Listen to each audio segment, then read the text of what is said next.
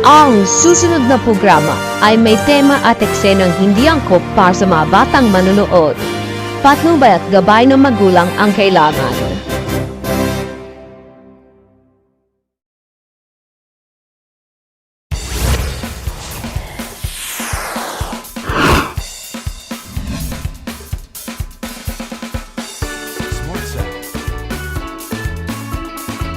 Magandang umaga Pilipinas! Ngayon ay ika-27 ng taong kasalukuyan, araw ng Lunes.